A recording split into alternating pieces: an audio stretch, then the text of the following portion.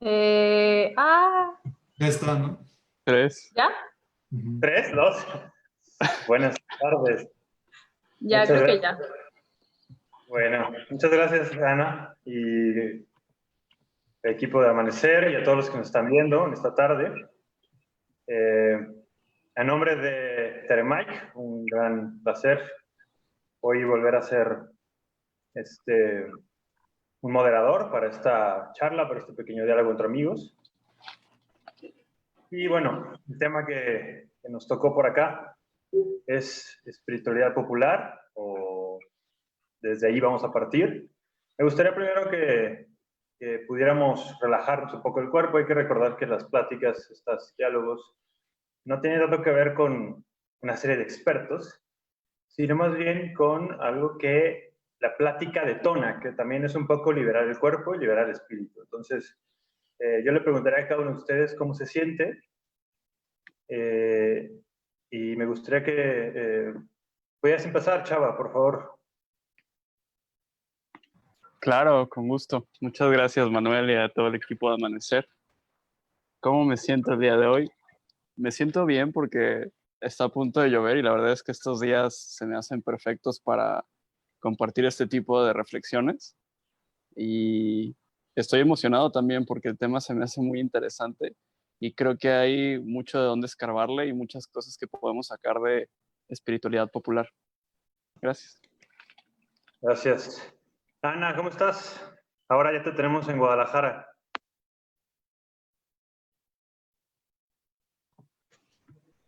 Hola, yo bien. Estoy también aclimatándome a estar acá. Y justo está entrando Marta a la reunión, déjenla admito. Y pues nada, contenta de estar otra vez con ustedes en este conversatorio. Siempre es bonito compartir. Gracias. Elías, por favor, y el bello Oaxaca, ¿cómo está? Hola a todos y todas. Pues también muy emocionado, con el corazón feliz de poder compartir otra vez con todas y todos ustedes. Y aprovecho tan esta oportunidad para poner sobre la mesa que hoy conmemora, o hay en muchos lugares del mundo simultáneamente, sobre todo América Latina, es el Día de Unión en contra de la minería y contra los megaproyectos. Entonces acá estamos teniendo en Chile y en Oaxaca con conversatorios y cosas también como con eso, ¿no? Entonces solo quería como recordarlo para quienes nos están escuchando o viendo. Muchas gracias. También en celebración de María Magdalena, un gran día para la cristiandad. Rodrigo, ¿cómo estás?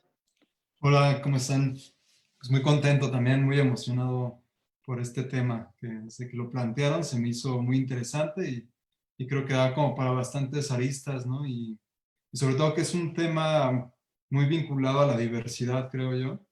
Entonces me emociona bastante, ¿no? Escucharlos y también pues lo que se pueda aportar.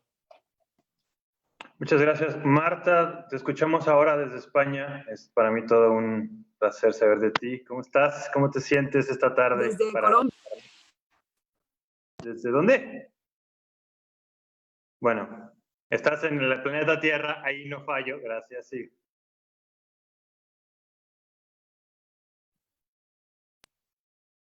Te he cortado, no te he escuchado bien. Repite la pregunta. Muy bien. La pregunta es ¿cómo estás? Básicamente queremos comenzar estar un poco más sueltos en la conversación, pero primero saber cómo está tu corazón. Mi corazón, pues, esa es una pregunta. Bueno, mi corazón está presente.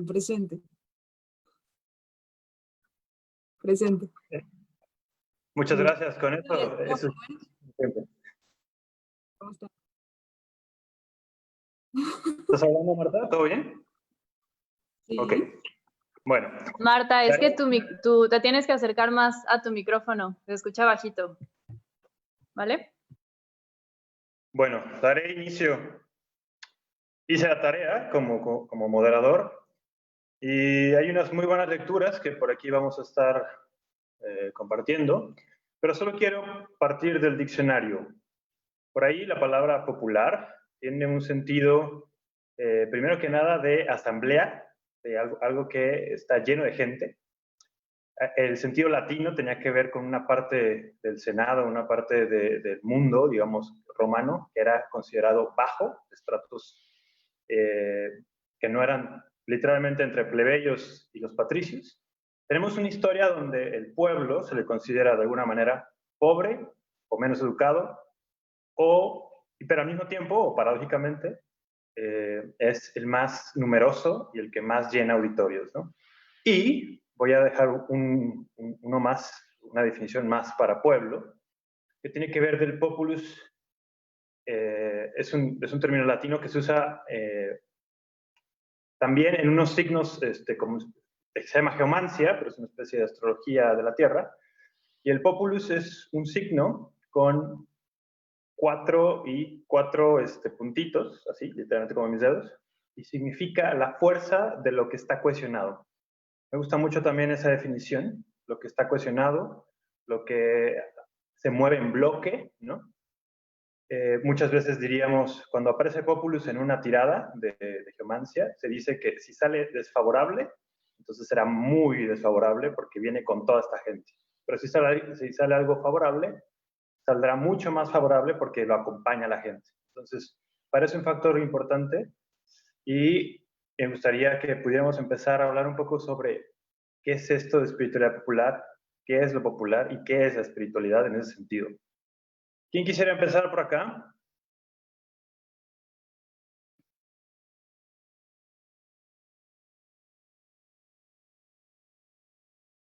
Ok, muy bien, muchas gracias, Elías. Gracias a ti por la introducción y poner sobre la mesa eso desde el principio.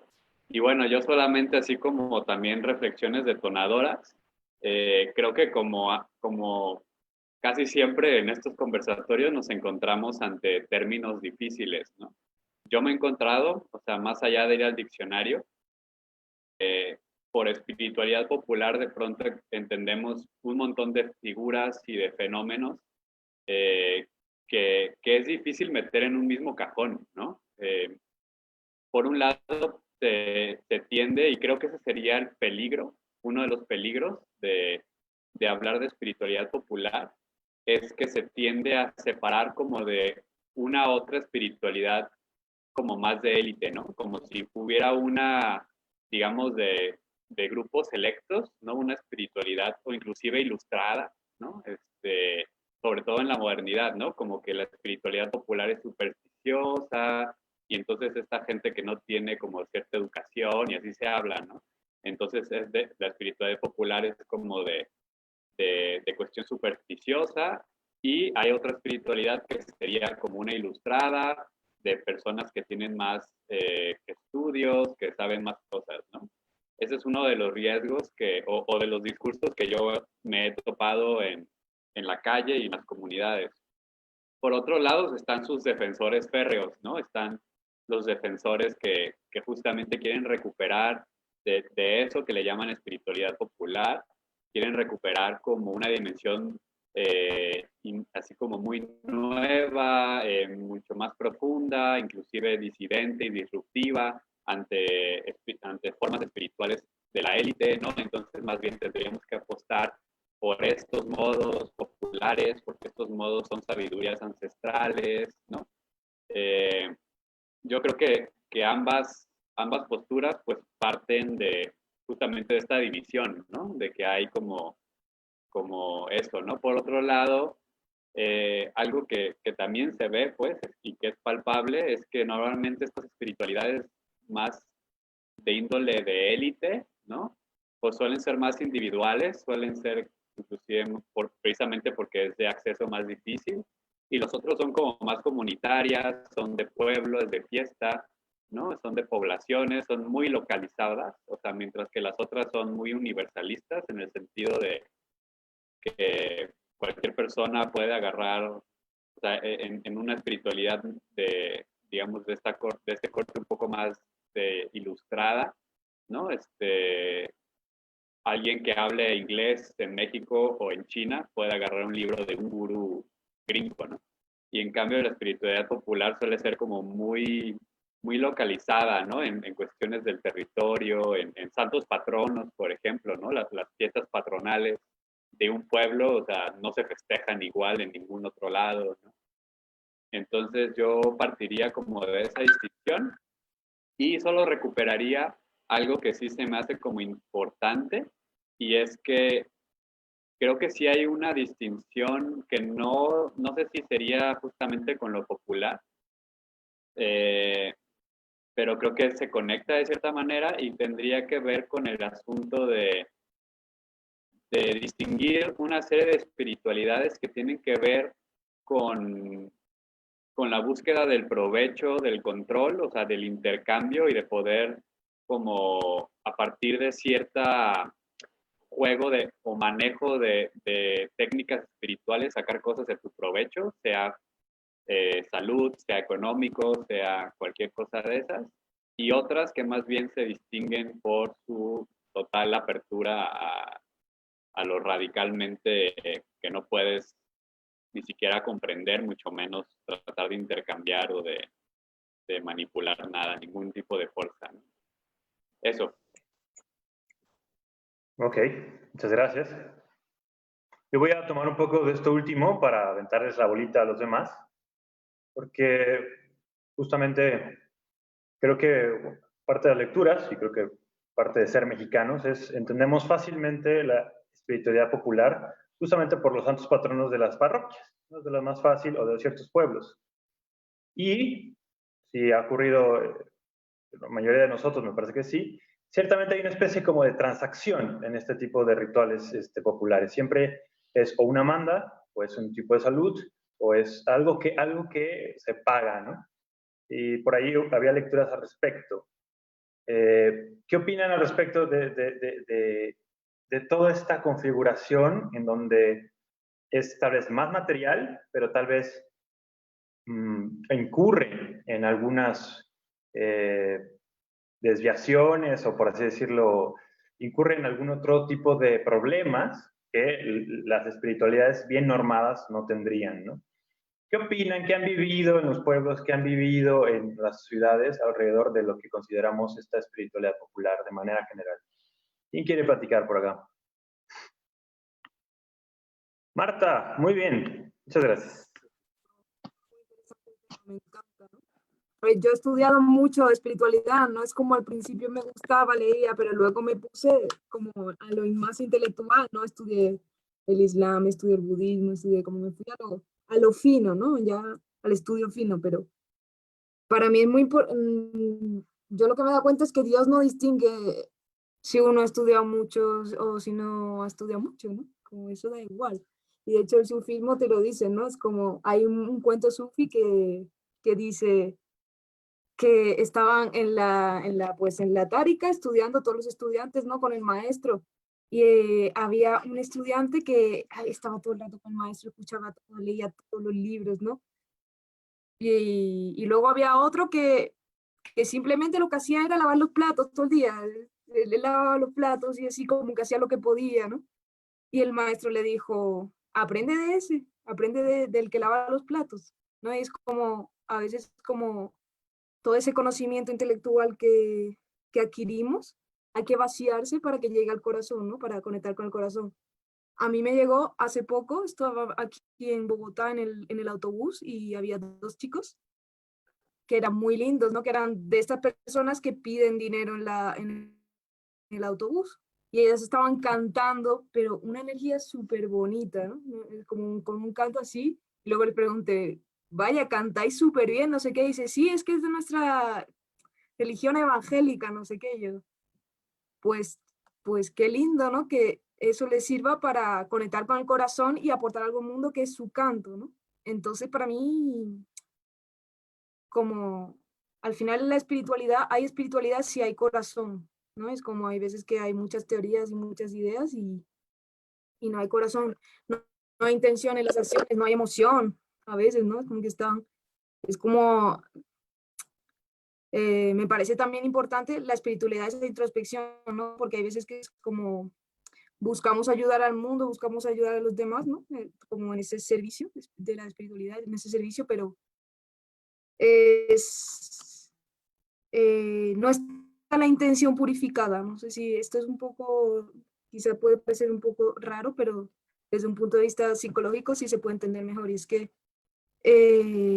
o sea, detrás de las acciones hay una motivación, ¿no? Y a veces es más importante la motivación que la acción misma, porque una acción puede estar motivada por muchas cosas y una acción que parece aparentemente buena en un principio puede estar motivada por una intención que no es tan pura, que no es tan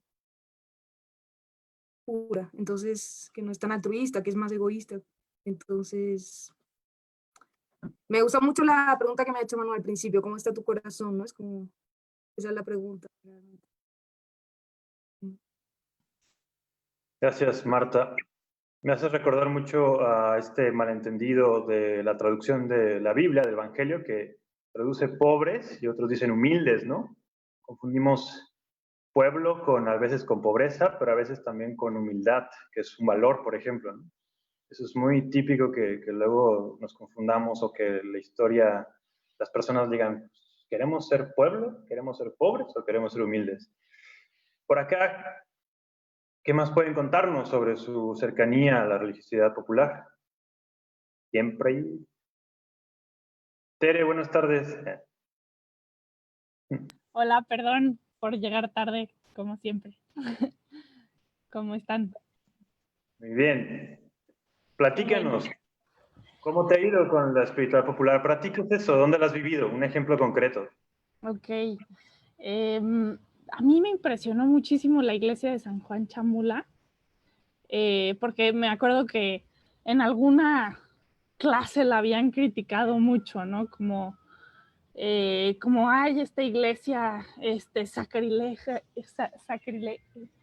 no, bueno, habían criticado mucho la iglesia de San Juan Chamula y me impresionó cómo había tanta devoción, tanta entrega, tanta confianza a Dios, cómo literalmente todas estas personas que iban y hacían sus, no sé, sus prácticas que para muchos eran escandalosas, eran invitaciones concretas a Dios en la vida de todas estas personas, ¿no? O sea, llegaba una persona y decía, yo tengo este proyecto, este sueño, y si me lo cumple Dios, yo voy a regresar y voy a regresar a dar gracias, ¿no?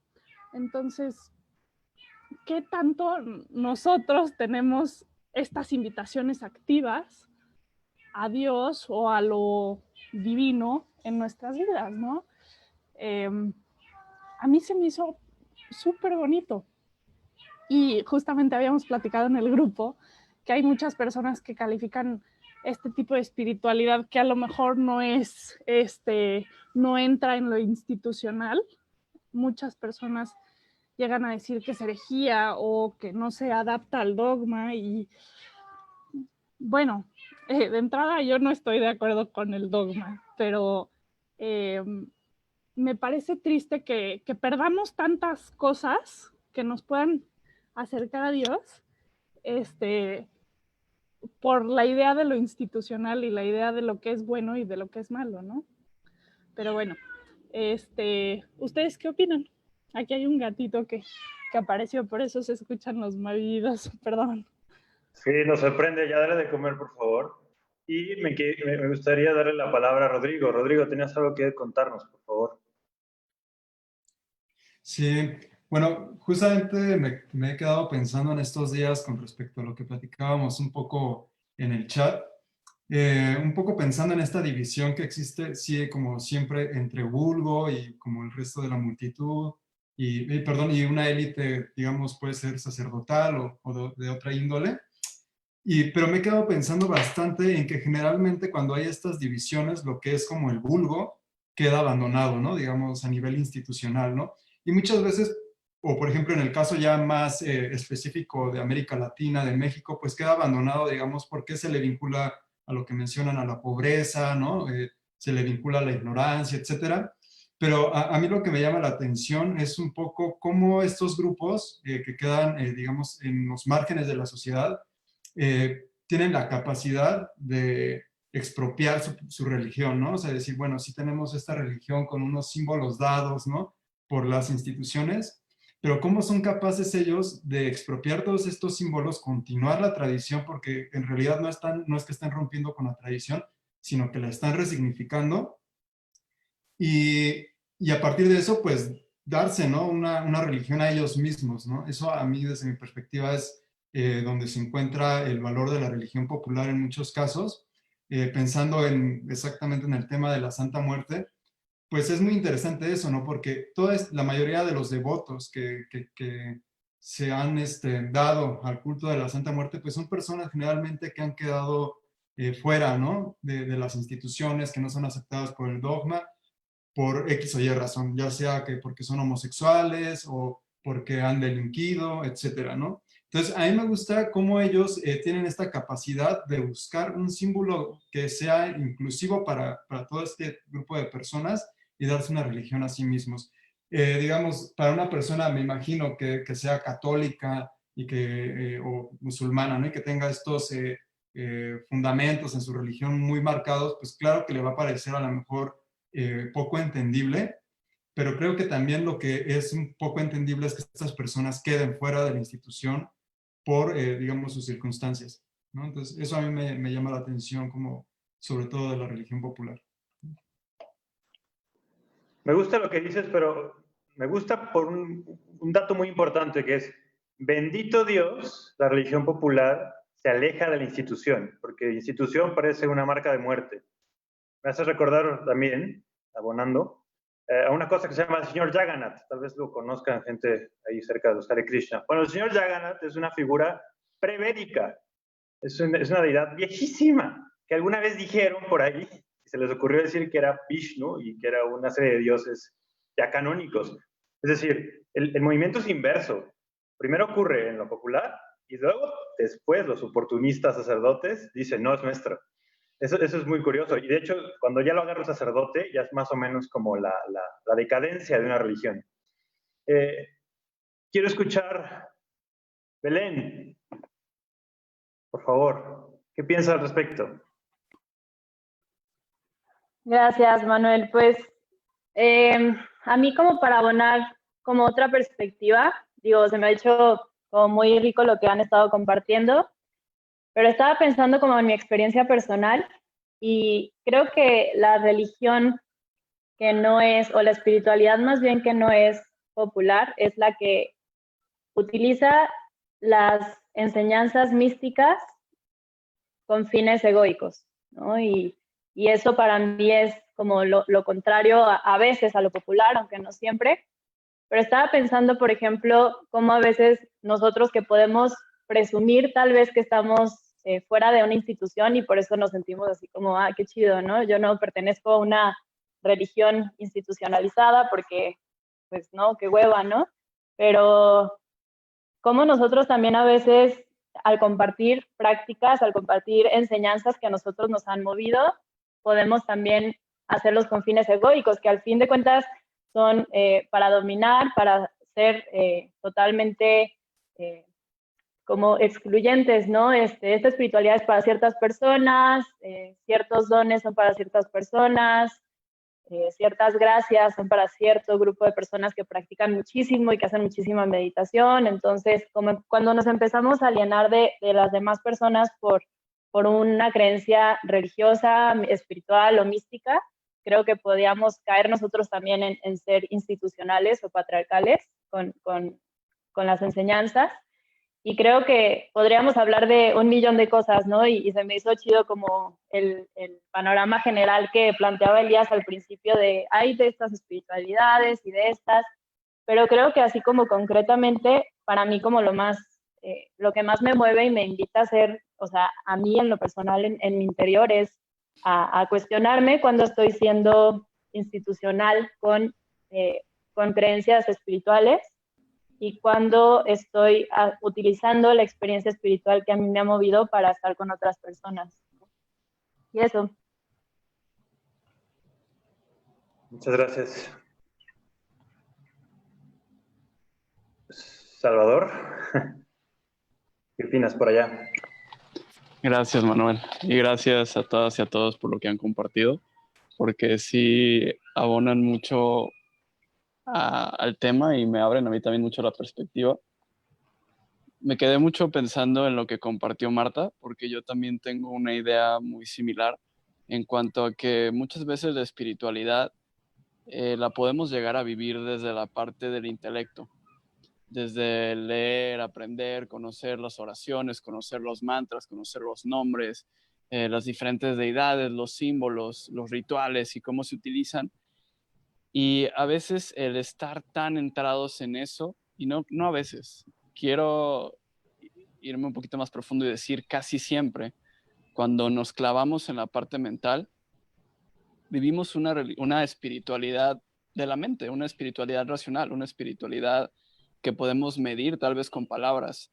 Y creo que incluir el tema de la espiritualidad popular es darle, permitir que se abra de otra forma esta espiritualidad y tal vez de una forma mucho más de la raíz, de la esencia, que es a través, como decían, de estos cánticos, de estas celebraciones, de una forma más poética, de una forma más, como decía Marta, del corazón, que yo también estoy de acuerdo, es como jugarle a la mente y decir, bueno, hay que meter símbolos, pero desde otro lugar, desde un juego, desde una danza, desde una representación de teatro, hay que abrirnos a lo que el lenguaje no verbal puede abrirnos. Y me recuerda mucho al budismo zen, porque el budismo zen es, para mí es como una cierta contracorriente a los demás tipos de budismo, en cuanto a que ataca mucho el tema de las palabras, ataca mucho el tema del intelecto, y lo que está buscando constantemente es permitirnos romper con nuestros conocimientos, ¿no? Y hay muchas historias muy interesantes en las que hablan de grandes maestros que dominan los sutras, ¿no? Entonces, dicen que en China había un maestro que se conocía los 84,000 sutras del Buda, los podía citar de memoria, pero un día llega una monja zen y le dice, a ver, dime para ti qué es el budismo, qué significan para ti las enseñanzas del Buda.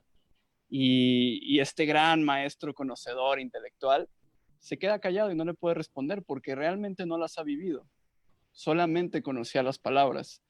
Y muchas de las grandes enseñanzas del budismo zen a veces son acciones, ¿no? A veces es levantar un dedo o aplaudir, y con eso hablamos de vivir un poquito más profundo o mucho más profundo el tema de la espiritualidad. Y con eso me quedo yo.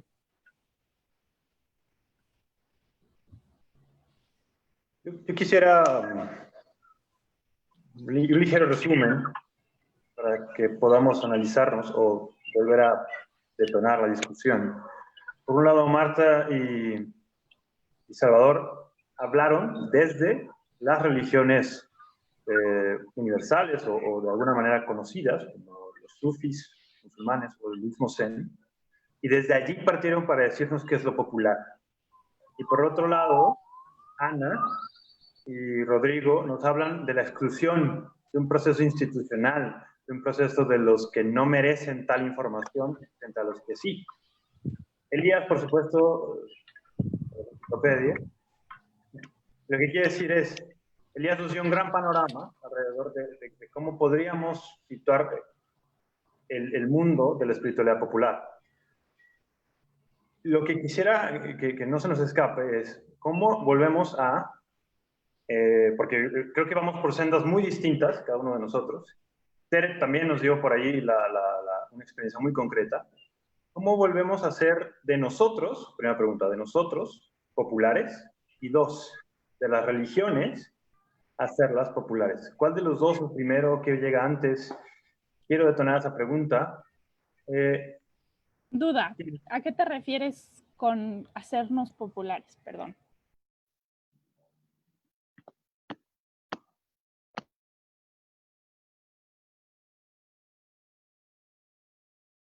Tienes tu micrófono Está silenciado, silenciado, Manuel. Ruelas.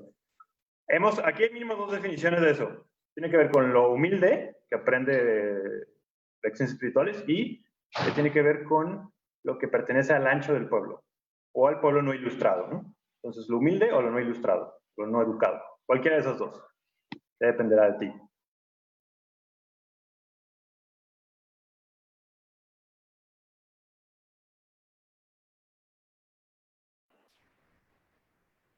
Está Rodrigo queriendo decir algo. ¿Rodrigo? Sí, ya está. No podía quitarle. Gracias. Yo más bien pensaría, porque me lo he preguntado en algún momento de la vida, ¿no? Pero yo pensaría que no es como tanto como un proceso mental, justamente por lo que están comentando. De hecho, creería que más bien es un proceso que muchas veces se da de forma inconsciente, ¿no? Porque tiene que ver más con la devoción, ¿no? O sea, justamente no tiene tanto que ver como con una cuestión teórica, tiene que ver con una cuestión más, muchísimo más, creería yo que es corporal, masiva, ¿no? Que se da como en grupos que no tienen propiamente una conformación. No diría que siempre está peleado tampoco con la institución, porque pues vemos que hay muchas veces que dialoga, ¿no? Con la institución.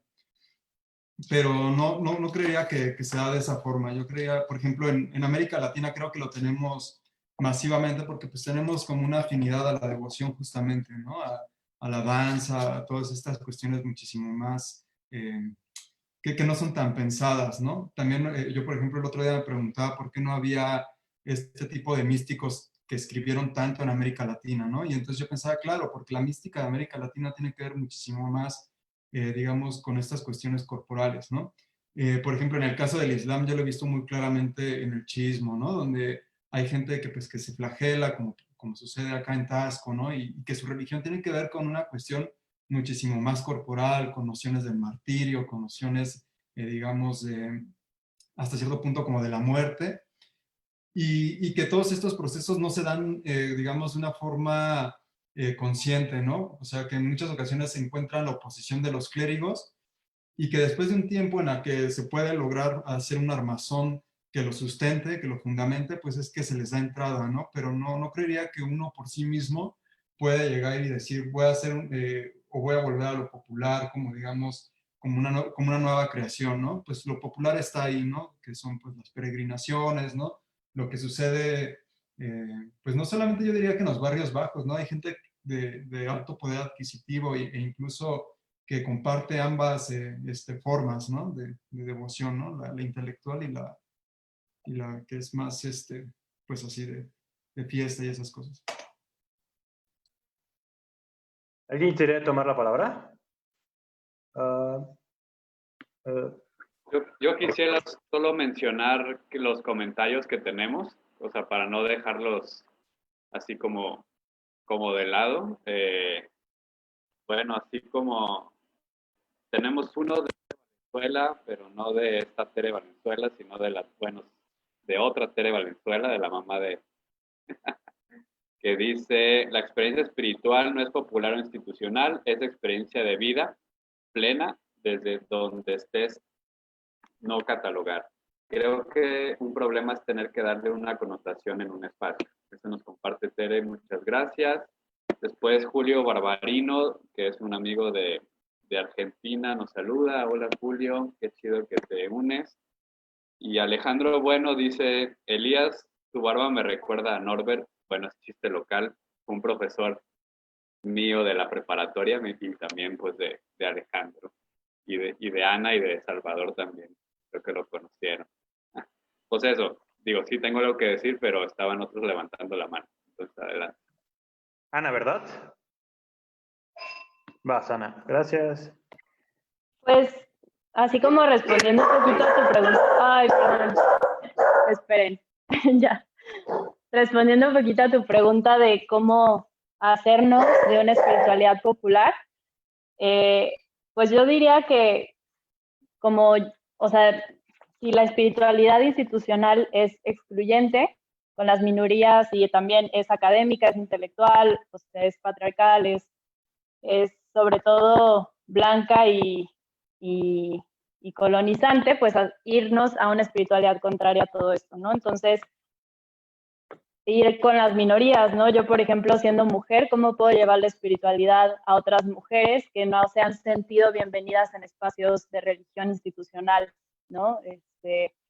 Yo, no sé, tal vez no teniendo tantos conocimientos de teología, poder estar con otras personas diciéndoles que su espiritualidad puede ser en su cuerpo, ¿no? Como decía Rodrigo, o sea, regresar a tu cuerpo, eso es tu espiritualidad, ¿no? Como que reapropiarnos de lo que sí tenemos y lo que sí podemos y nuestras reales facultades que todos y todas tenemos y desde ahí marcar una espiritualidad, porque claro que se privilegia el intelecto, se privilegia las ideas, se privilegia ciertos grupos, ¿no? Entonces, como tomar esta espiritualidad y ser con las minorías. Y también, de alguna manera, todo esto que vemos afuera, y en psicología lo vemos, ¿no? O sea, no está allá afuera, ¿no? También es algo que vivimos internamente, o sea, son dinámicas internas. Entonces, como yo también dejar de creer que a veces la espiritualidad es tan intelectual, ¿no? Que a veces sí me voy yo mucho por ese lado. Entonces, primero liberarnos internamente y a la par estar con otras y otros en ese proceso, ¿no? No creer que todo es hacia afuera tampoco, pero pues tampoco quedarnos solamente con lo de adentro, ¿no? O sea, hay que hacer cosas desde mi punto de vista, pues. Eso. ¿Alguien por acá ha pedido la palabra o no? No. Ah, Tere. Muy bien, Tere, gracias. Muy bien, pues me encantó lo que han dicho todos. Me recuerdan mucho a un maestro mío de una clase de cristología y justamente era un señor totalmente crítico, ¿no? Y hablaba de Jesús como un provocador, ¿no? Como un provocador de masas que llegaba a cuestionar la religión oficial, ¿no? Y que hablaba desde la experiencia, ¿no? Que hablaba desde su corazón, ¿no? Desde la experiencia de Dios que él estaba teniendo. Y tenías ahí a las monjitas que decían, no, ¿cómo? Pero la parte institucional. Y él decía, no, a ver, lo importante es qué te está diciendo tu experiencia de Dios, ¿no? Y esa es la experiencia de amor que platica Jesús, ¿no? Y no solamente Jesús, ¿no? Si podemos guiarnos de eso a aterrizarlo a todos nosotros, nos podemos llevar como mensaje que tenemos que bajar de todo lo que está en nuestra cabeza a nuestro corazón, ¿no? Y a lo que nos dice la experiencia de Dios o de el absoluto bueno, Salvador mencionaba el budismo zen, ¿no? De este absoluto being, ser, ¿no? Yo sí creo que la deidad no tiene que tener a la fuerza un nombre, una coloración. Dios simplemente es, ¿no? Y aprender a escucharlo no siempre pasa por la cabeza, ¿no? Pero bueno. Y cuando mencionabas cómo podemos volvernos más populares, no me gusta el término, ya lo habíamos platicado, pero popular no me gusta, que viene del pueblo no me gusta, pero lo que sí podría decir es que definitivamente en el hacernos más chiquitos podemos tener mayor comunicación con el ser, Dios, o como le quieran poner, ¿no? Bueno. Muchas gracias, Tere. Yo quisiera poner algo que me está dando un poco de, sí, escozor decirlo. Estamos diciendo cosas muy bonitas, muy interesantes, muy increíbles, pero les tengo una noticia que yo he vivido, que es la religión popular. Cuando yo voy allá afuera y quiero caminar una peregrinación con 12,000 hombres a la Basílica de Guadalupe, esos hombres son más mochos que los sacerdotes. ¿Qué vas a hacer con ese pueblo? Es decir, cuando también queremos ponerles una especie de reglas al bueno, pobre y popular. Igual y el popular pobre es súper jodido, pero yo tengo la capacidad, y en ese sentido también iba un poco mi pregunta de cómo volvernos pueblo. También volvernos pueblo es rezar el rosario en ese día, callarme, creer en la Virgen de Guadalupe. Esa ha sido mi experiencia, por ejemplo. No ha sido elevarme, ¿eh? Y tampoco ha sido, tampoco es en un sentido de que me rebajé como ser humano, pero sí juego o sí me comunico con esas reglas. No soy yo quien las va a imponer, ¿no? No sé qué opinen también. Por ejemplo, típico, eso me pasa mucho con mi abuela. ¿Cómo es su relación con la espiritualidad de los mayores? Los mayores no saben que hay yoga o que hay otras cosas. Bueno, la mayoría sí, tal vez, pero tienen otras ideas, al menos. Y esas son muy sugerentes para nosotros en lo popular. Me gustaría que pudieran rebatir, golpear por ahí alguna otra idea. ¿Quién tiene la palabra? ¿Quién quiere la palabra? Por favor. Venga, Elías, gracias. Bueno, pues yo escuchándoles he anotado algunos puntos que quería como compartir. Primero quería como platicarles algunas de las experiencias que me han movido mucho en el ámbito este de lo que en cuestión de manual le llaman espiritualidad popular, religiosidad popular. Yo no sé cuál sea, digamos, la definición exacta, pero he vivido un poco mi camino me ha llevado a estar constantemente en relación con eso, ¿no?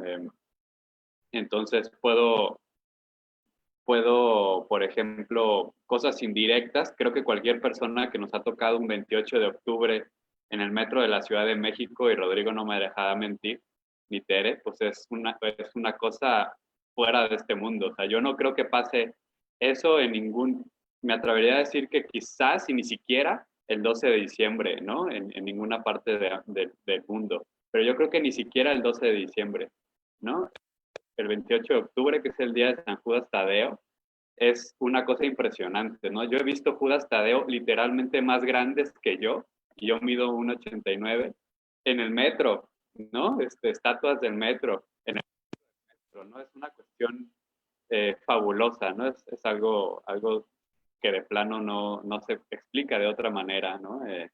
Por otro lado, también los antorchistas, ¿no? Me tocó estar con los antorchistas en Chiapas y en Tabasco. Es una cosa tremenda. Cada año mueren decenas de antorchistas, ¿no?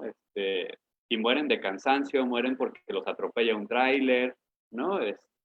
No es una forma, no es ir al lugar de meditación donde sabes que al final no te va a pasar. Es un modo espiritual que esta gente literalmente se está jugando la vida, ¿no? Y a mí me ha tocado estar, por ejemplo, en la iglesia de Guadalupe, en San Cristóbal de las Casas, el mero 12 de diciembre, cuando llegan todos los antorchistas, llegan sangrando, ¿no? Es algo muy impresionante. El Señor de Tabasco, en Tabasco, me tocó peregrinar un poco allá, también, ¿no? El Cristo del Veneno, ¿no? Que en lo personal le tengo mucho cariño al Cristo del Veneno. Eh, y me ha tocado estar ahí rezándole y es en verdad algo que mueve, ¿no? Que mueve.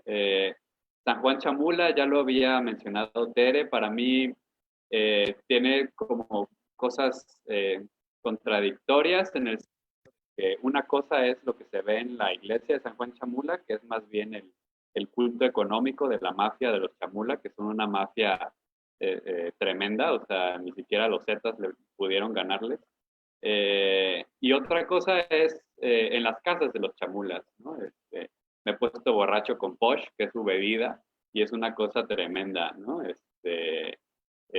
Cada vez que entras es un shot de Posh en cada casa, y como a la quinta casa me dijeron el secreto de que el ritual solamente era que te lo daban, no te lo tenías que tomar a huevo. Podías llevar tu botellita y guardarte en tu botellita y llegar a tu casa con 10 litros de Posh después de visitar tantas casas, ¿no? Pero yo no sabía hasta la quinta casa que ya estaba pedo. Y una de las experiencias quizás más fuertes que me tocó vivir en tres ocasiones, Semana Santa, ¿no? En la Tarahumara, eso sí ya no tiene comparación, pues nunca hay un libro de un jesuita que estimo mucho, que se llama Pedro de Velasco, que escribió un libro que se llama Danzar o Morir, que es un libro bastante bueno, y literalmente es eso, ¿no? En la cosmovivencia de ellos, si dejan de danzar, el mundo deja de girar, ¿no? Entonces también es de vida o muerte, y duran literalmente varios días sin parar de danzar, ¿no? Ni de noche. Es impresionante, ¿no? Yo obviamente no aguanté el ritmo, pero, pero en verdad son experiencias que solamente viviéndolas, ¿no? La última de ellas que traigo a colación es, me tocó oficiar liturgia de una iglesia que ni siquiera formó parte, la iglesia veterocatólica, hace como 3 años, el 12 de diciembre en Ecatepec y toda esa zona, que es una zona bastante violenta del Estado de México, y puedo estar en poblaciones, en cuevas básicamente, festejando a la Virgen de Guadalupe, ¿no? Y esa noche del 12 de octubre eran mares humanos, pero literalmente mares humanos saliendo como hormigueros de esos cerros, ¿no? Bajando hacia la basílica, ¿no? Es impresionante. Y bueno, eso es lo que quería como compartir una serie de experiencias que a mí me han movido mucho en este ámbito. Gracias. Gracias. Por acá, ¿quién quiere? Marta, por favor. Me gustó mucho lo que ha compartido Elías, ¿no? Y a mí también me gustaría compartir una experiencia mía, ¿no? Que yo estoy mucho tiempo con como una religión nueva, que no es como religión, es un sincretismo que es una cosa chévere, ¿no? Para que la gente conoce, yo lo recomiendo al que pueda. En México creo que también hay. Se llama Santo Daime.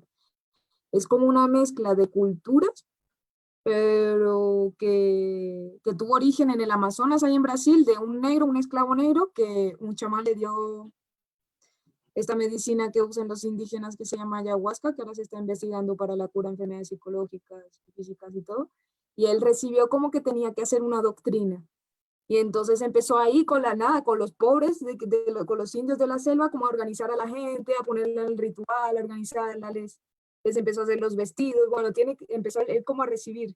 Tiene que ser los vestidos así, no sé qué, pero puro pobre. Tú lees las historias de cómo comenzó aquello y era en la máxima pobreza. Ellos vivían como de caucho, allí en el Amazonas, como cortaban caucho y lo vendían, así tuvieron épocas de mucha hambre, pero empezaron como a unirse, como empezó a haber una comunidad muy fuerte y muy estable, ¿no?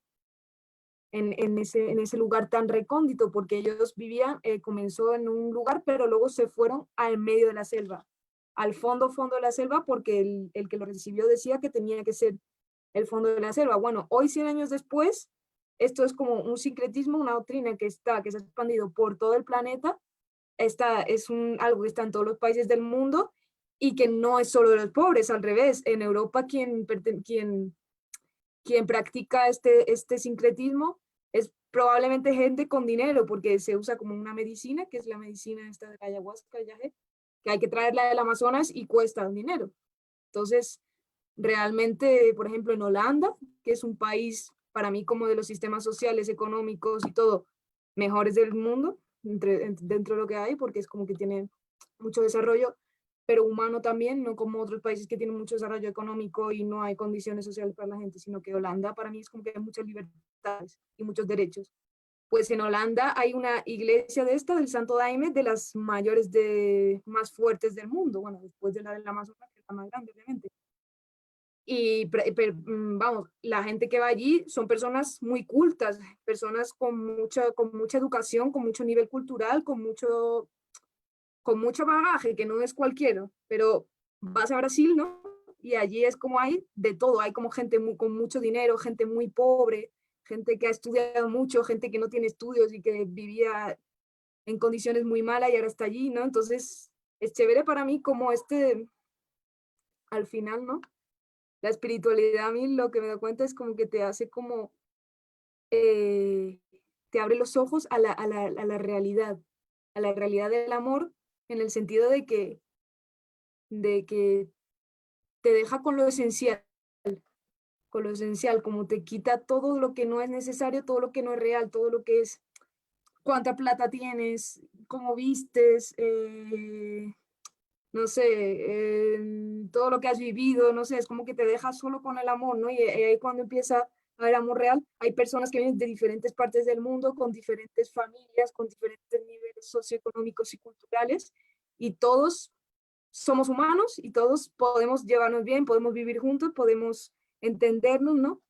Y esa es la belleza también, ¿no? De la espiritualidad de masas, pero que no es pues el Santo Daime es que es muy fuerte, ¿no? Es muy fuerte. Ojalá, me gustaría hacer un día un conversatorio de eso, de hecho, porque es chévere, es como una de las religiones. El otro día que Manuel hablaba de la Umbanda, también como de la Quimbanda y todo, ¿no?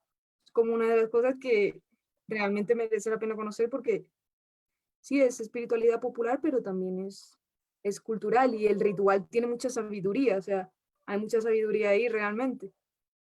Y también hay muchas líneas, es muy interesante, ¿no? Porque está la línea tradicional bueno, son muchas cosas, ¿no? Pero, por ejemplo, hay una línea en el Santo Daime, es como muy amplio, ¿no? Como nació, pero luego, como cada persona, hay muchos tipos, muchas líneas, es como el cristianismo, y luego, pues, el católico, evangélico, eso, pues dentro del Santo Daime es lo mismo.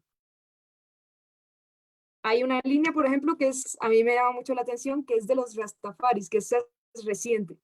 Y los Rastafaris lo que hacen es coger esta planta del cannabis, entre otras cosas, y ellos se consagran. Ellos como se sienten al ritual y todo, pero la fuman, pero le rezan. Y para ellos es la Santa María. Es como, hay como un espíritu sagrado ahí, ¿no? Y es bonito porque al final, bueno, mira, se están fumando sus cannabis, pero están rezando y lo están haciendo sagrado en ritual, ¿no?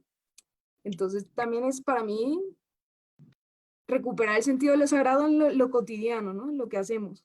Como eso es importante porque, y en lo que hacemos, que es lo que hay, lo que tenemos, no hay que, eso, no hay que irse como algo lejano, ¿no? Como pues Rastafari, pues yo que sé, les gusta fumar cannabis, pues al menos lo hacen rezándose, le hacen rezando, lo hacen en meditación y le ven el sentido sagrado, ¿no?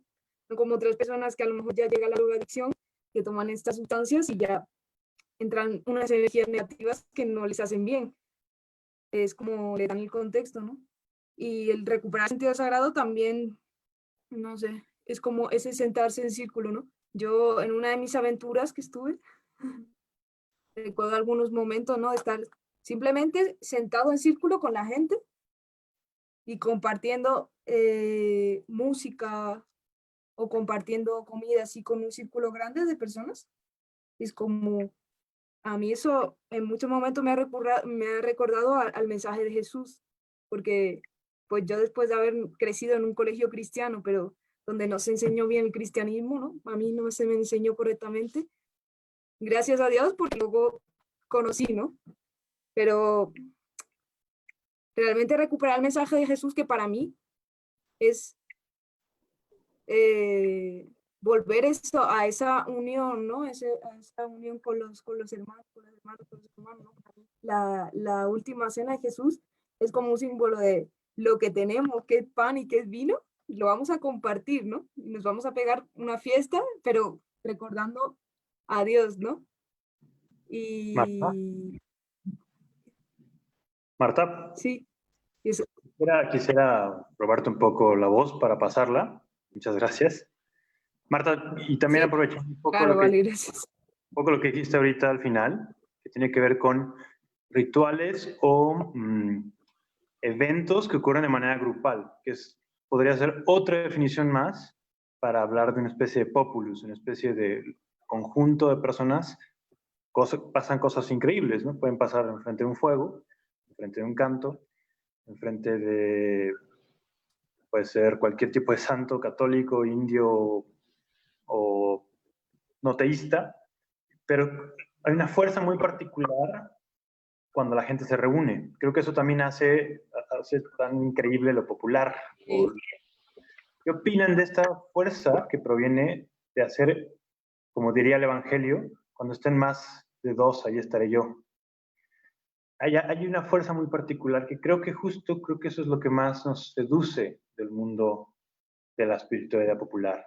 Porque si estamos solos, nuestra creencia puede ser muy falsa, pero tal vez con dos también puede ser falsa, pero aumenta la confianza. Creo que eso es una gran fuerza que tiene la espiritualidad popular. ¿Quién desea revirar? ¿Quién por acá está? Chava, por favor. Gracias, Manuel. Bueno, antes de responder esto último, me gustaría responder la pregunta que habías hecho antes sobre cómo podemos llevar nuestra espiritualidad al populo, a lo popular.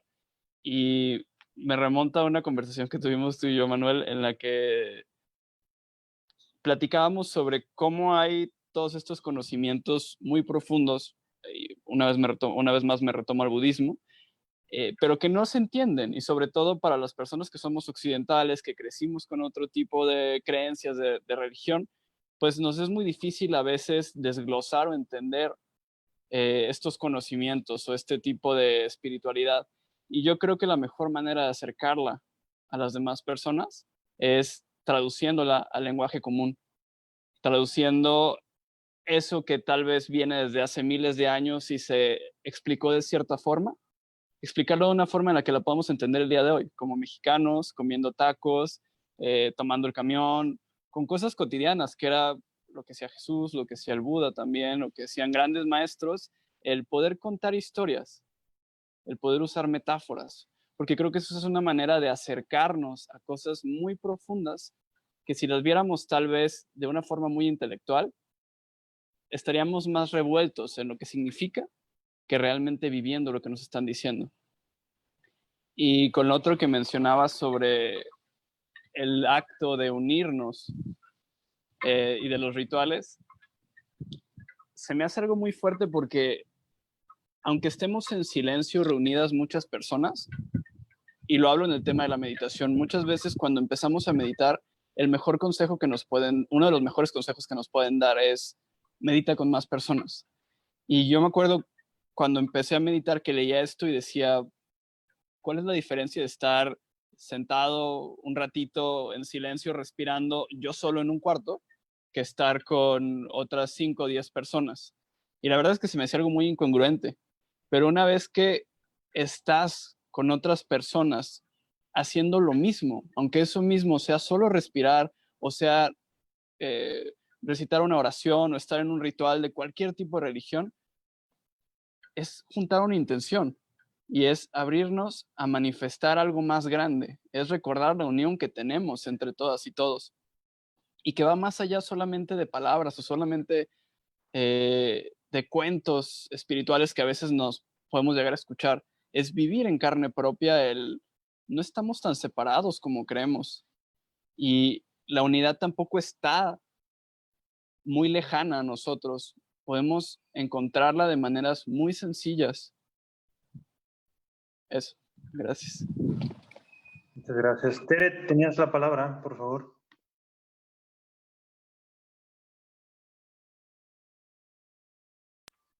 No está Tere, se salió. Wow. No sé. Miedo escénico, tal vez. Algo que dijiste. Bueno, seguramente algo que dije muy mal. ¿Quién desea por acá retomar un poquito? Revirar tal vez a Salvador. Pues yo nada más me quedé pensando con esto que decían de que puede ser un acto de espiritualidad popular estar en grupos, hacer ceremonias, pues sí, pero ¿qué pasa también en las religiones que son,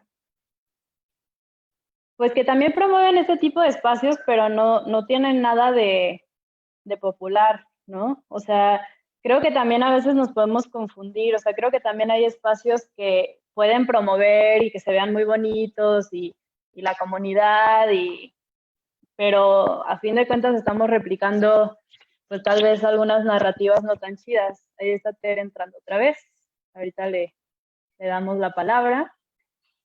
Y eso, o sea, como que yo más bien me quedé pensando en eso que decían, creo que también no siempre es así, o sea, hay que ver qué está de fondo, ¿no? En cada ceremonia, ¿no? En cada reunión.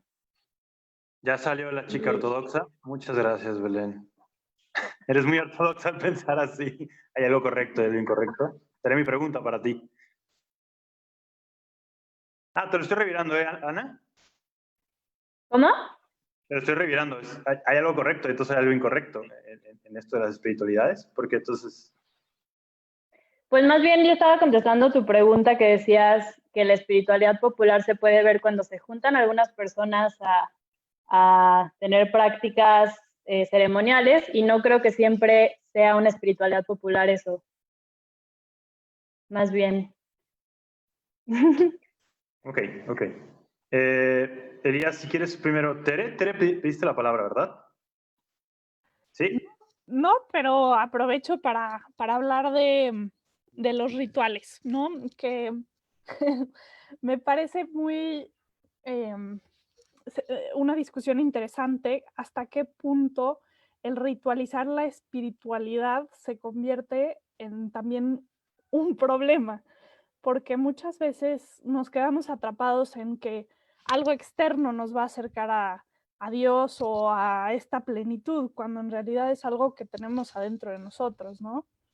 Entonces a mí me hace también cuestionarme hasta qué punto el ritual sí me va a acercar a esto, a esta deidad o a este ser, o me va a separar, ¿no?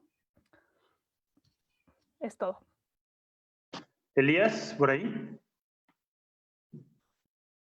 Y yo quería retomar un poco algunos puntos que Ana Belén había puesto ahí en el tintero. Yo creo que justamente esta problemática, ¿no? que pone en evidencia Ana ante la imposibilidad de decir simplemente que cuando nos juntamos, entonces ya es espiritual porque somos muchos. O sea, muestra claramente el equívoco y la total, desde mi punto de vista, insensatez del término espiritualidad o religiosidad popular. En realidad, esa palabra es un término colonial que viene de las ciencias de las religiones, una disciplina, como todas las ciencias, profundamente coloniales, ¿no? Entonces, yo creo que es una cuestión que deberíamos de abandonar. Desde mi punto de vista, por lo menos nunca la utilizo. Yo nunca he hablado de espiritualidad popular. Tengo amigos muy queridos que han dedicado mucho tiempo a estudiarla y de muchas religiones, pues, y filósofos o religiosos o sacerdotes o demás. Para mí, en lo personal, es bueno, y no estoy yo solo en eso, pues no es invento mío, sino que la palabra religiosidad popular o espiritualidad popular es un término creado desde la academia, ¿no? Que no tiene ningún correlato de la realidad, que como todos esos correlatos, como el chamanismo, como todos, o sea, cuando queremos aplicarlos a la realidad, se desvanecen. O sea, no tienen posibilidad ninguna de subsistir a una prueba en vida, ¿no? Espiritualidad popular es igual, ¿no? Es un término que cuando realmente nos ponemos a pensar en serio y tratamos de verla, nos damos cuenta pues que no existe tal cosa, ¿no? Y por lo tanto tampoco existe su opuesto, ¿no? Una especie de espiritualidad no popular en el sentido ilustrada o algo así, ¿no? O sea, y un poco también retomando otro de los puntos que decía Ana, que quizás está conectado con esto, pero abordado desde otra manera, hablaba mucho de la institución. Yo ahí tengo otra visión. Yo no, o sea, entiendo cuando criticamos y cuando hablamos y decimos la institución, ¿no? O sea, entiendo a qué nos referimos. Pero también yo considero que el asunto no es lo institucional, o sea, de hecho, que no sea institucional. O sea, si pensamos en eso, estamos desde mi punto de vista totalmente en un engaño, ¿no? El asunto es que hay de instituciones a instituciones, ¿no? Hay instituciones que digamos que se han pasado de escala, de proporción, o que son instituciones con un manejo totalmente corrupto, ¿no? Y sin embargo, cuando dos personas queremos juntas, independientemente de qué sea, estás institucionalizando algo, ¿no? O sea, o inclusive el hecho de que hemos dicho hacer estos espacios de procesos de amanecer, estos conversatorios, institución, ¿no? Pero hay instituciones e instituciones, ¿no? Y esto, o sea, se puede abordar desde varias maneras, hay distintos nombres en distintas teorías, ¿no? De distintos nombres de instituciones. Pero para mí es un gran engaño decir que, o sea, entiendo, yo también lo uso, ¿no? Y cuando hablamos así, la religión institucionalizada, sabemos a qué nos estamos refiriendo, ¿no? Pero yo siento que podemos ir un paso más allá y asumir, por lo menos para mí es más realista, que el asunto no es estar en contra de la institución. Eso históricamente ha devenido a que otra institución tome el lugar de aquella que no nos gusta, ¿no? Normalmente la que sí nos gustó. Y tarde o temprano, pues se corrompe como todo. Sino que más bien es una cuestión de lógica, ¿no? Y que hay hay distintos tipos de instituciones y la pregunta entonces está, bueno, aquello que la vida va institucionalizando, que los procesos humanos van institucionalizando, digamos, ¿no? ¿Cuál es el que se sobrepasa y ya comienza a ser, diría Illich, contraproductivo, dirían otros, pues, vertical, etcétera, ¿no? ¿Cuál es ese límite que rebasamos, ¿no? Yo como católico, por ejemplo, considero que la escala de una institución espiritual convivial o comunitaria se rebasó hace muchos siglos y que ese es el gran problema, ¿no? No que la iglesia sea una institución, o sea, las instituciones están por doquier y salen como de la tierra a cada rato, sino que la iglesia se convirtió en una institución gigantesca, impersonal, ¿no? Que cuando yo voy a un templo así grande no conozco absolutamente a nadie y no tienen nada que ver conmigo, ni con mi vida personal, ni con la gente cercana, y que solamente voy, un poco lo que decía también de cierto tipo de rituales, ¿no? Ahí yo diría lo mismo en los rituales. El pedo no es el ritual hay siempre y no hay nada que no sea ritual, pero hay de rituales a rituales, ¿no? Y entonces más bien es como la pregunta, ¿cómo los construimos, cómo los discernimos, cómo los mediamos, ¿no? Y cómo y cómo ubicamos el límite cuando se convierten en algo que más bien nos traen males, ¿no? En lugar de comunión, en lugar de conexión o como le quieran llamar. Eso. Hace esa colación que básicamente otra forma de entender institución es costumbre. Algo que se hace costumbre básicamente es institucional. Quisiera decir algo más, y fueron algunas de las lecturas de Santa Muerte que me gustó mucho. Lo único que le falta a Santa Muerte como para ser una religión universalista es... ¿Me escuchan? ¿Sí, va? Okay. La única cuestión que le hace falta a la Santa Muerte para ser una religión universal, como el budismo, es tiempo. Le falta siglos nada más. Porque estaba leyendo en un texto que decía que la muerte y que son creyentes del gran cambio. Eso en el budismo puede decir que es una de las cuatro nobles verdades. Pero como no hay el teólogo que lo defienda, pues es popular. A esos niveles, ¿no? Cuando vas analizando las cosas, dices, oye, pues es que tienen razón estos compas, ¿no? No, tienen una calavera horrible. A ese nivel llegamos. Señores, por acá tienen la palabra, tienen un comentario. Marta, por favor. Tere tiene la mano levantada desde hace ratito. Me parece... Pero si quieres habla, Marta. No te preocupes, yo me espero.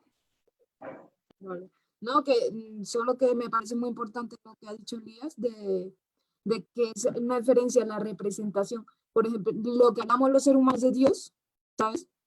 Y lo que es Dios. Y luego también diferente lo que la representación de Dios en la tierra. Y yo que trabajo con tarot también, que es como en el tarot, bueno, es el camino del otro día, podemos hablar de eso en el blog, es como diferente. Por ejemplo, la primera carta que parece espiritual es el Papa, que es por así decirlo, esa, la institución, ¿no? La iglesia, lo que los seres humanos dicen que es Dios, o cuando alguien habla en nombre de Dios, ¿no?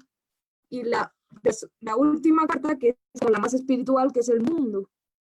Que esta carta representa es como una de las cartas espirituales, porque representa como la integración, ¿no? La integración del amor y de lo material también, con el amor. Entonces, sobre eso. Tere, por favor. Me gustó que nos enseñaste tus cartas y totalmente de acuerdo. Justamente la primera simboliza justo lo mental y la última es ya no. O sea, cuando se suelta lo mental, cuando se integra, ¿no? Y me recuerda una frase de Jung, cuando le preguntan a Jung que si cree en Dios, ¿no? Y le preguntan en inglés, do you believe in God? Y dice, no, I don't believe, I know. ¿Crees en Dios? No, yo no creo, yo sé, ¿no? Y eso es, para mí también la espiritualidad es cuando sabes, ¿no? Cuando sientes, cuando sabes que estás conectado con algo que va más allá de ti. Me gustó mucho lo que dijo Elías. Sin embargo, no sé si comparto hay de instituciones a instituciones, aunque sí se vuelve muy problemático decidir, porque podemos caer otra vez en el prejuicio de juzgar a instituciones como más legítimas o menos legítimas, ¿no? Y ahí se vuelve súper problemático.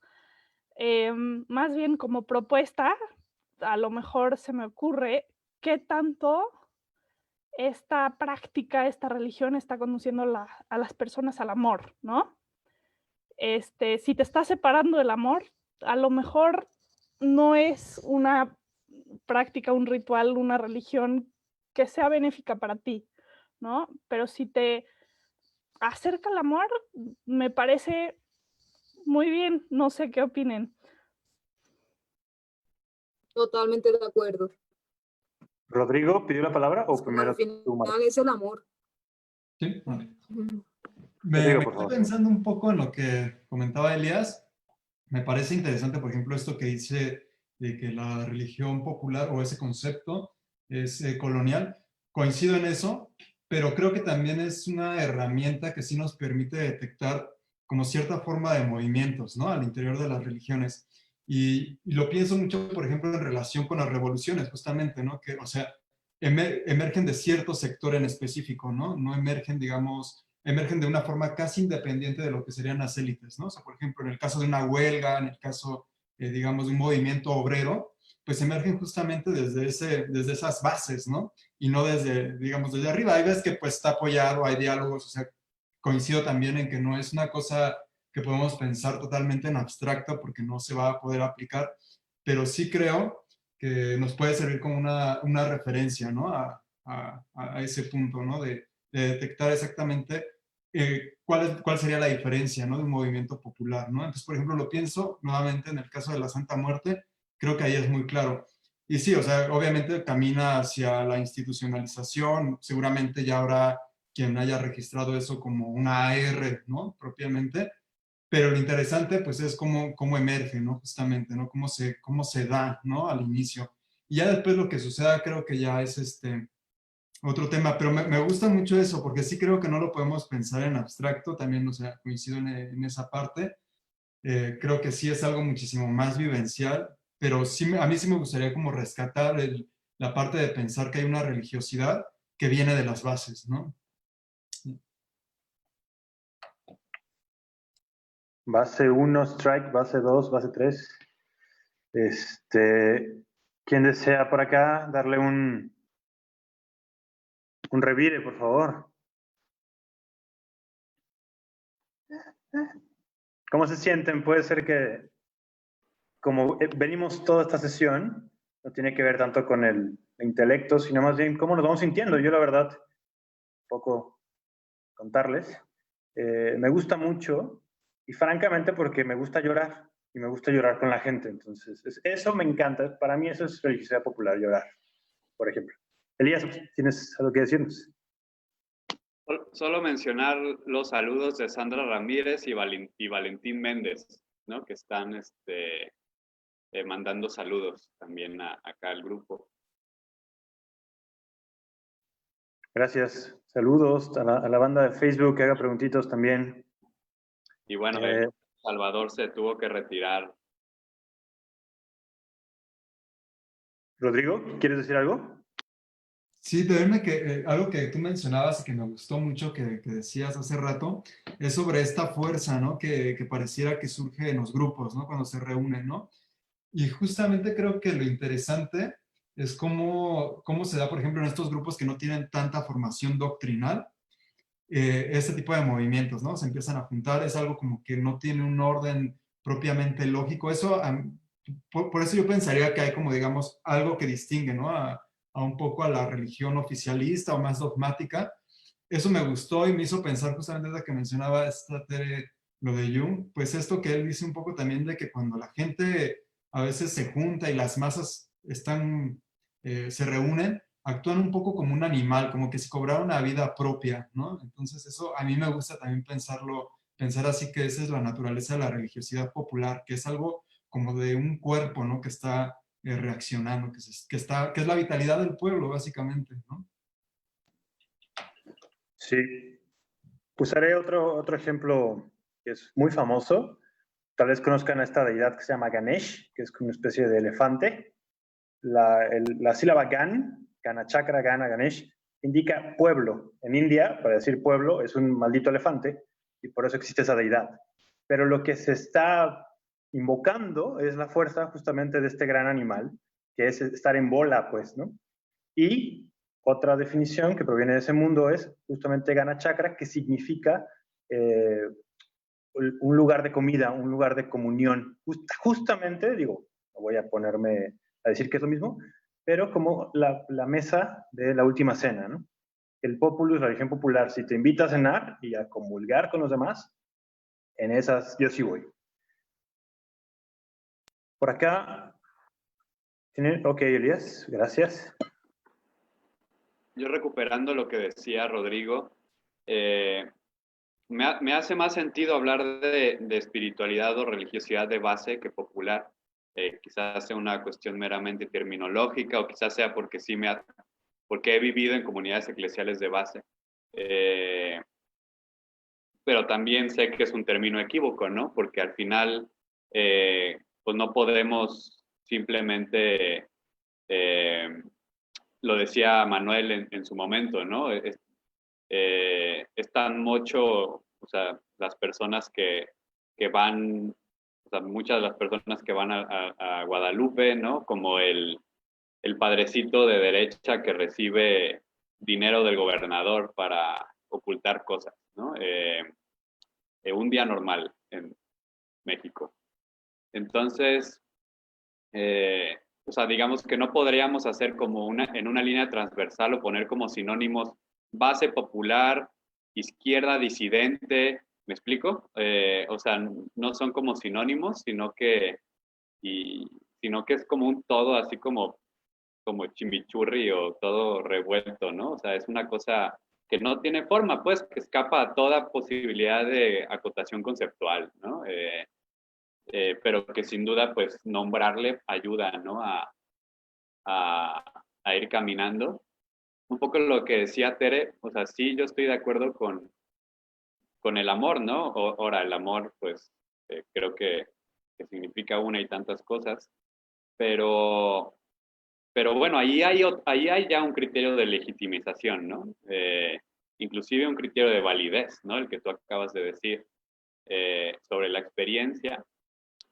Por supuesto que el gran asunto, yo diría, a la hora no de definir, sino de tratar de ubicar procesos de dónde la institución comienza en una dinámica que está produciendo justamente lo opuesto, no es, desde mi punto de vista, un esfuerzo de cuestión de origen, o sea, no es un esfuerzo de que si se salió de lo puro y ya está impuro, se contaminó, o sea, no es una cuestión de eso, es un poco más de índole genealógico, desde mi punto de vista, es decir, cuando una institución que desde mi punto de vista es cualquier convención humana, o sea, no, desde donde yo lo vivo, todo lo humano es convencional, ¿no?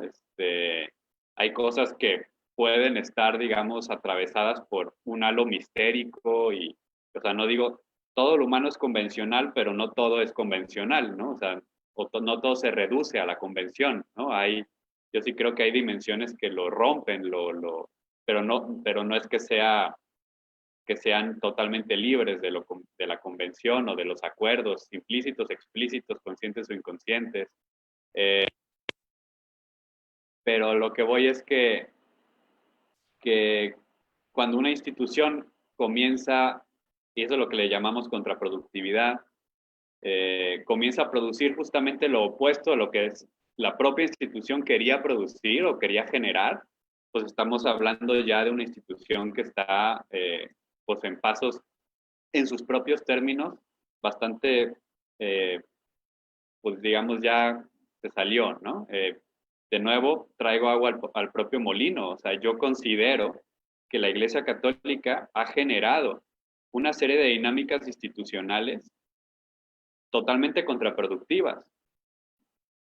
Y no por el hecho de que sean institucionales, sino porque son contraproductivas, ¿no? O sea, el hecho de, y no digo que todas, porque yo conozco dinámicas y procesos dentro del catolicismo geniales, maravillosos. Acabo de nombrar algunos, como las comunidades eclesiales de base, que yo viví en una, o sea, realmente me quito el sombrero y muy fascinado con eso. Pero hay procesos institucionales que desde los propios criterios del propio grupo humano, de sus propias visiones, de lo que quieren generar, de lo que supuestamente creen, de lo que predican, están justamente creando lo opuesto, ¿no? Y entonces ahí es donde yo creo, ¿no? Cuando una religión que predica amor genera violencia, pues estamos hablando de una institución contraproductiva. Cuando una religión que predica, y así pónganlo en cada una de sus asuntos, ¿no? El budismo no se escapa. El budismo tiene una generalidad de contraproducción. O sea, no podemos hablar de el budismo, sino que hay dinámicas en ciertos grupos budistas que a todas luces generan lo opuesto a lo que supuestamente los propios grupos quieren alcanzar y predicar. Y creo que sí hay que distinguir entre debilidades humanas y la imperfección que nos caracteriza por el mero hecho de que somos lo que somos. Y otra cosa ya son las dinámicas que ya se convierten en algo mucho más denso, ¿no?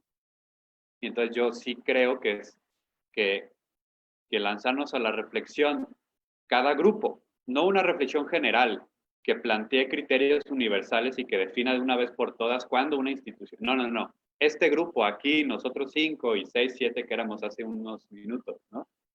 Cuando ya nos pervertimos, ¿no? Cuando ya estamos rebasando eso que queríamos lograr, ¿no? Eso que queríamos, ¿no? Y no un cambio en el sentido de que, bueno, pasó algo y resulta que todo el mundo y que todos y todas estamos de acuerdo con esa nueva cosa, ¿no? Pero cuando ya empezamos a generar algo que pues ya no tiene nada que ver con el espíritu que nos mueve, ¿no? Algo que va abiertamente en el sentido opuesto. Y creo que esa pregunta vale y que no hay una respuesta universal, sino que cada grupo que haga un discernimiento auténtico se lo ha de responder.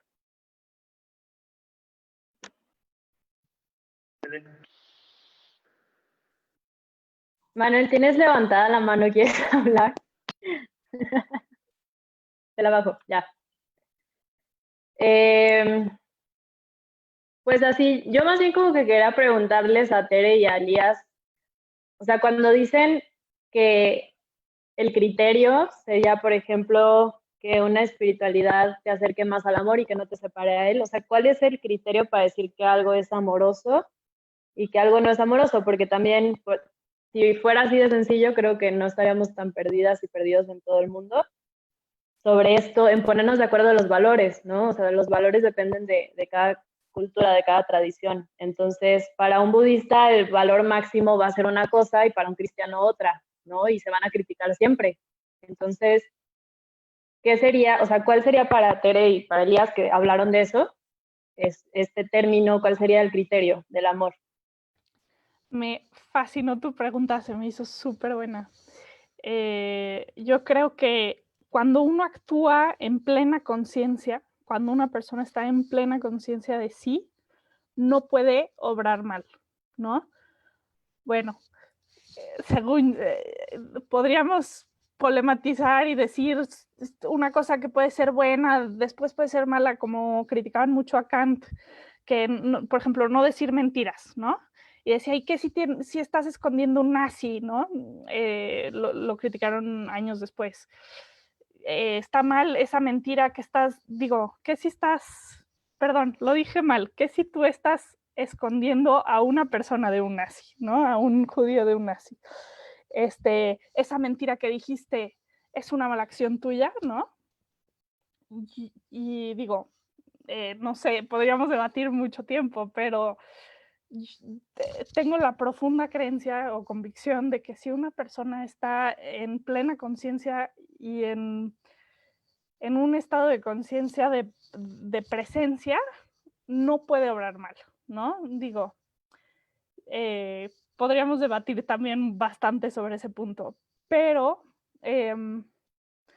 tampoco quiero quedarme, por muchas de las cosas que dije, podría parecer que yo creo un poco en la espiritualidad como desde mi trinchera y ya, ¿no? Y no, justamente se me hace que para vivir la espiritualidad o para vivir a Dios es como esta analogía budista del elefante, ¿no? Que todos están ciegos y cada uno está agarrando una parte distinta del elefante. Yo creo que todos nos vamos aportando y enseñando partes distintas de lo que es la divinidad y necesitamos a los demás para eso, ¿no? Porque nos arriesgamos a vivir un poco desde el ego y no es para nada mi propuesta. Justamente creo que la presencia y el amor no es justo lo contrario al yo o al ego y al estar encerrado en mí, ¿no? Pero bueno, no sé qué opine Elías. Gracias, Tere, me gustó. Coincido mucho con lo que dices. Gracias. Y a ver, pues Elías, ¿qué nos... Bueno, solamente saludar aquí a Mónica Ivonne Altamirano Lewis. Un saludo. Gracias por sus comentarios también. Híjole, es una pregunta fuerte, también como decía Tere, bastante buena y no sé cómo responderla así tal cual, quizás no pueda en un sentido ya definitivo, porque justamente para mí nada lo es, ¿no? Y algo ya muy personal que es una visión ya eh, Te trabaste en eso último, no se te entendió. no, que decía que es algo que es fruto de mi, que lo que voy a decir es más bien fruto de mi experiencia, más que otra cosa. Y la razón por la cual yo considero que el discernimiento espiritual es la práctica espiritual por excelencia, esa es una visión mía. O sea, si alguien me pregunta cuál es la práctica espiritual más importante, yo diré el discernimiento, pero alguien puede decir la oración o la meditación, perfecto, o sea, no me peleo, pero esa es mi respuesta. ¿Por qué? Porque para mí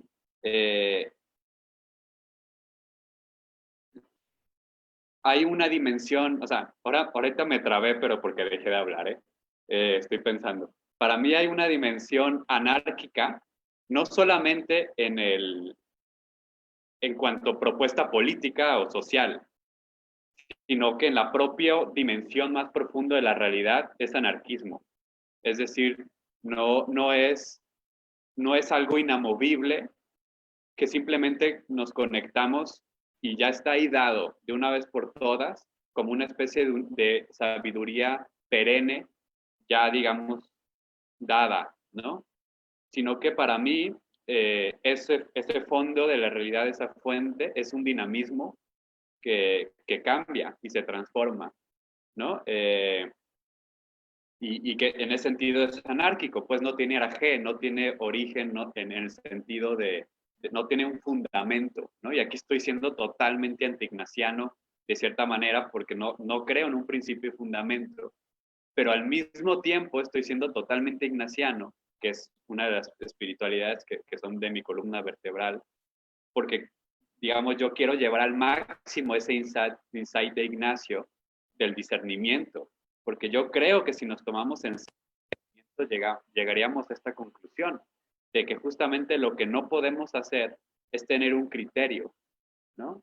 Sino que lo que podemos, por lo menos, estar siempre en discernimiento, de ver y de tratar entonces, para mí, como el criterio no criterio, sería justamente constantemente preguntando lo que en términos míos podría llamar, o en otras palabras, podría ser la voluntad de Dios, o llámenlo como quieran, ¿no? O sea, esa relación con ese misterio, con ese dinamismo de la fuente, que es anárquico, que está cambiando, y que eso no significa que sea voluble, sino que tiene un proyecto y ese proyecto o ese sueño de Dios se va manifestando según las circunstancias de la vida.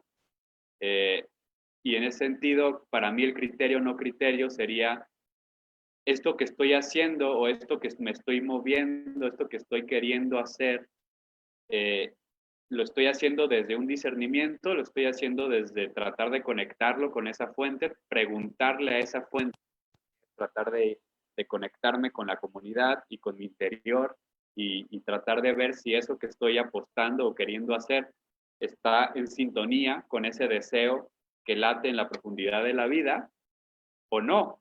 Ese sería como mi criterio.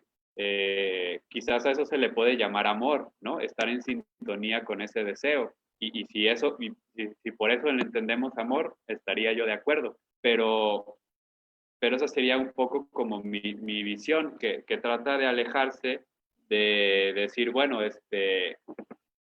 o sea, que no tiene como presupuesto la noción de una especie de ley universal inamovible o que ya está escrita de antemano o que está escrita en algún libro o que lo saben algunos sabios, ¿me explico? Sino que lo que pudo haber sido cierto para Dios o para esta fuente en tiempos de Jesús, hoy quizás no tiene absolutamente nada de veracidad, ¿no? Por eso me gusta hablar no de verdad, sino de veracidad, que son cosas diferentes, ¿no? La verdad es como algo, o sea, tiende a ser algo como que es algo, eso es una verdad, ¿no? Y la veracidad es tratar de ser veraz, o sea, tratar de ser auténtico, auténtica, de conectarte con esta fuente y no es que llegues a una verdad, sino que lo que haces es verdadero, que sí creo que es distinto, ¿no? Sé que puede ser capcioso, pero creo que en la vida sí es diferente. Moverte por una verdad a moverte desde la veracidad. No sé si me doy a entender. Creo que sí son cosas distintas. No sé si eso responde un poco a la pregunta, muy buena. Pues creo que en cierto sentido podría decir que los dos o sea, dieron como en algo que se encuentra, que es, Tere decía, como estar consciente, ¿no? O sea, que estar presente, estar en ti. Y Elías un poco también como, o sea, en el estar presente sabemos que las reglas que funcionaron en el pasado, que fueron criterio en su momento, tal vez ya no aplican porque ya estamos en otro espacio, en otro lugar, en otro momento, ¿no? Entonces, me gusta y me quedo pensando así como entonces, porque suenan también procesos muy como del interior, ¿no? Lo que compartieron los dos, pero ¿cómo determinar eso para países, para comunidades enteras? O sea, y sé que, no sé, creo que hay algo que es como discernimiento comunitario o algo así, ¿no? Pero también es como ahí el tema, ¿no? Cómo ponernos de acuerdo en lo común con otras personas, que es ese criterio, ¿no? Y me quedo yo pensando con eso, no es como para nadie responderlo, simplemente me surge eso a mí.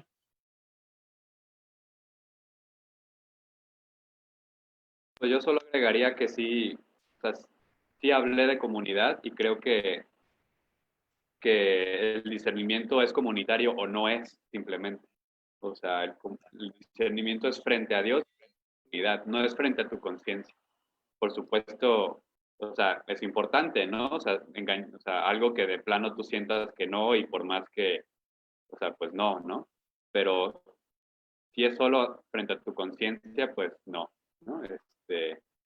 Es triádico desde mi punto de vista, ¿no? Es tu conciencia o tu interior, como le llames, el misterio y, y tu comunidad. Y yo me quedaría ahí. No hablaría de países ni nada, porque para mí los países son abstracciones que no existen, ¿no? Entonces no, o sea, no creo en eso, pero la gente con la que tienes relaciones reales, ¿no? El país no tengo ninguna solución para el país.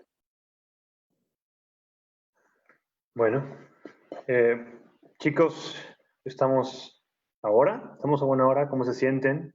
Más allá de que hemos abordado buenos temas, de que nos sentimos bien, nos sentimos mal, nos sentimos que realmente ha servido esta plática el día de hoy. Me gustaría dar una última sesión para poder dar cierre, si todos estamos de acuerdo. ¿Sí? Ok. Me gustaría empezar con Tere. ¿Cómo te vas? Por favor, compártenos un poquito. Gracias. Me voy pensando bastante, porque también mientras platicábamos me surgieron más dudas, ¿no? De cuándo realmente sabes que estás actuando en el amor, ¿no? Y sí me quedo con esa inquietud, me encantó la pregunta de Ana Belén. Y si esto puede ser universal. Yo creo que el amor es universal, o sea, sí es algo que si le platico, bueno, no sé, Elías dice que no, ¿verdad? Pero qué cursi lo que acabo de decir, pero sí, sí creo que es algo que puedes comunicarle a todo el mundo y todo el mundo te va a entender, ¿no? Y si le vas a decir a alguien, oye, actúa desde el amor, van a entender a qué me refiero, ¿no? No creo que hayan muchas confusiones, espero. Pero nada, me voy con muchas inquietudes y preguntas y pues contenta de, como siempre, de participar en este equipo tan rico. Muchas gracias a todos. Muchas gracias. Rodrigo, ¿cómo te sientes? ¿Cómo cierras? Bien, me quedo muy contento, me gustó mucho esto último que mencionaba Elías, me hizo pensar, creo que ahí es como que ahí toque un poco más base, porque se me hace muy interesante pensar que justamente la religión popular lo que detona es, o lo que nos muestra, como lo pensé un poquito al principio, es esta diversidad, ¿no? Que no es una diversidad, digamos, pensada así como... sí, como algo consciente, sino como que es pues, justamente el flujo de la vida, ¿no?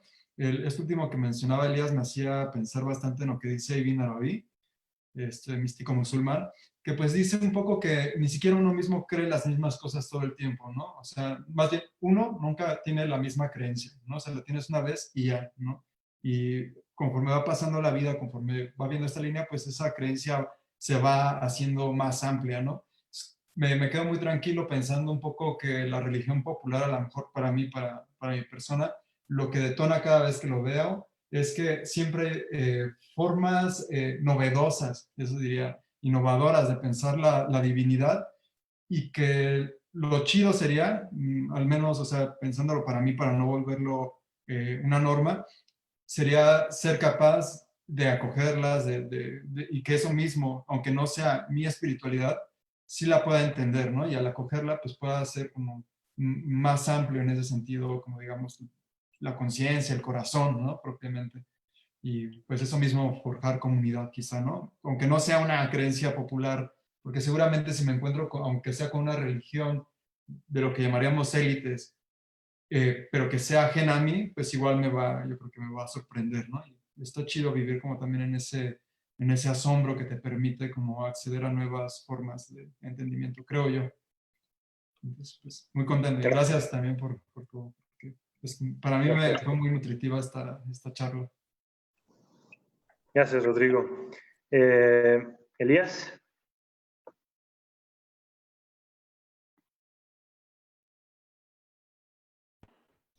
A ver, gracias. Justo estoy acá en el chisme y luego vi que nuestras amigas de Loyolita Ciudad Victoria, que las saludo, unas amigas de Ciudad Victoria que nos escuchan desde allá, también compartieron nuestro en vivo y hay varios comentarios en su página. Digo, hay muchas preguntas allá, pero que no podríamos responder ahora.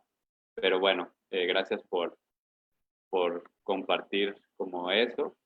Y bueno, yo me quedo muy feliz, también muy contento, con el corazón muy agradecido de estos conversatorios. O sea, para mí es un pensar en voz alta, eh, que en verdad, digo, será para tema interno de conversación que tengamos posteriormente, pero lo digo acá en vivo para, de cierta manera, comprometernos públicamente. Que saquemos algo, ¿no? Como unas relatorías o transcripciones de estas cosas, creo que podrían ser algo bastante bello que podemos compartir con las personas. Eh, Rescato esto último y me quedo también con eso que decía Rodrigo. Para mí, independientemente de todo lo que dijimos, ¿no? Que la palabra, los términos de espiritualidad popular o religiosidad popular son muy complejos, etcétera, a mí me retornan a un voto que yo tengo, ¿no? Que es el voto de no les estoy sacando el dedo, por eso hago esto. Es el voto de la teología de la liberación, ¿no? Que para mí, pues tiene que ver con tomar una opción, ¿no? Tomar una opción por un tipo de espiritualidad, por una dimensión de la espiritualidad, por un modo de entenderla o de vivirla. No sé cómo sean las palabras exactas, pero sería eso, ¿no?